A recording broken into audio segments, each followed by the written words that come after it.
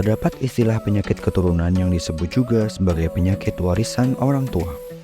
Penyakit keturunan berasal dari mutasi atau perubahan sifat genetik yang diwariskan dari salah satu atau kedua orang tua kepada anak.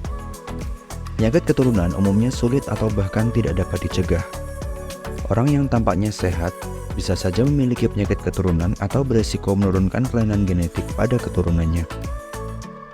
Hal yang kerap menjadi pertanyaan adalah apakah jenis penyakit ini bisa disembuhkan atau tidak. Sebab beberapa penyakit warisan keluarga ini memang serius dan bisa menyebabkan konsekuensi yang fatal.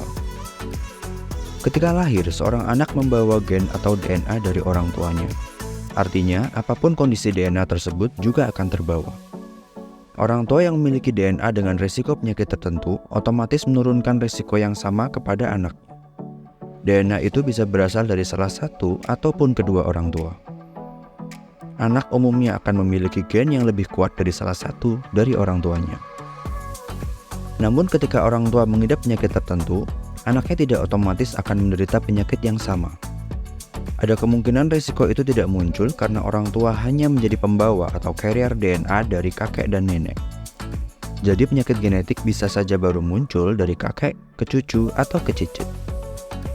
Misalnya kakek memiliki penyakit diabetes.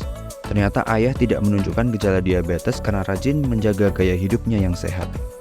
Meski begitu, cucunya tetap lebih beresiko mengalami diabetes. Gen penyakit diabetes tidak akan hilang dalam keluarga. Penyakit keturunan di sini berbeda dengan penyakit bawaan atau kongenital. Penyakit bawaan terjadi karena masalah tumbuh kembang janin dalam kehamilan. Tapi bisa jadi penyakit keturunan mempengaruhi terjadinya penyakit bawaan. Penyakit keturunan atau genetik secara umum terbagi menjadi 3 macam, yaitu gangguan gen tunggal, gangguan kromosom, dan gangguan multifaktor. Gangguan gen tunggal terjadi karena kerusakan gen tertentu. Gangguan kromosom dipicu kerusakan kromosom. Sedangkan gangguan multifaktor terjadi akibat faktor genetik sekaligus faktor lingkungan dan gaya hidup. Deteksi penyakit keturunan serta resiko diturunkannya penyakit ini pada anak dapat dilakukan pemeriksaan genetik pada kedua orang tua sebelum merencanakan kehamilan atau pada janin di dalam kandungan. Melalui pemeriksaan lewat sel-sel tubuh dari ketuban, dapat diketahui kelainan yang dialami oleh anak tersebut sebelum ia lahir. Berikut ini adalah beberapa penyakit keturunan yang umum terjadi. Diabetes tipe 1. Penyakit diabetes tipe 1 menyebabkan penderitanya kekurangan hormon insulin. Hormon insulin adalah senyawa yang mengatur kadar gula darah. Penyakit ini umumnya bersifat keturunan dan sering terjadi sejak masa anak-anak. Risiko seseorang terkena penyakit keturunan ini akan lebih tinggi jika kedua orang tua menderita diabetes tipe 1. Hemofilia. Hemofilia merupakan penyakit keturunan yang menyebabkan gangguan pembekuan darah. Kondisi ini lebih banyak terjadi pada pria.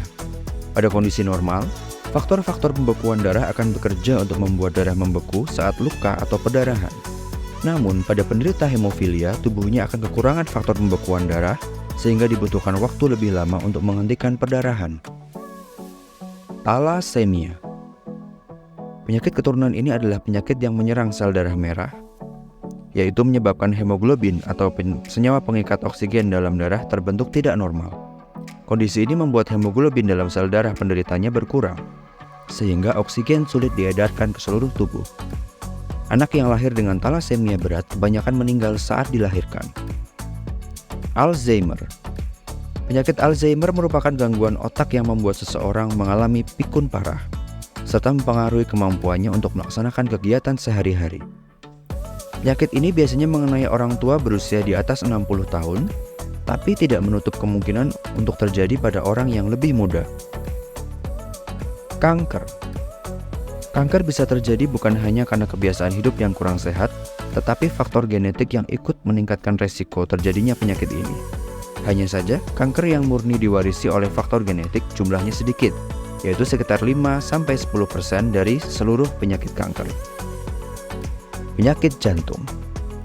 Faktor genetik berperan cukup besar dalam munculnya penyakit jantung. Namun, memang ada beberapa faktor yang dapat memperbesar resiko terjadinya penyakit ini, seperti pola makan yang tidak sehat, merokok, memiliki berat badan berlebih, menderita kolesterol tinggi, dan jarang berolahraga. Gangguan mental.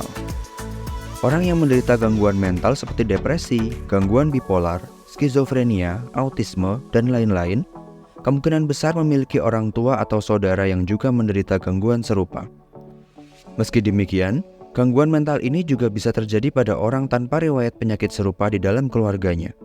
Hal ini diduga karena selain faktor genetik, munculnya gangguan mental juga dipengaruhi oleh faktor lain seperti stres atau tekanan psikologis yang berat. Orang-orang yang memiliki riwayat penyakit keturunan dalam keluarga perlu lebih waspada.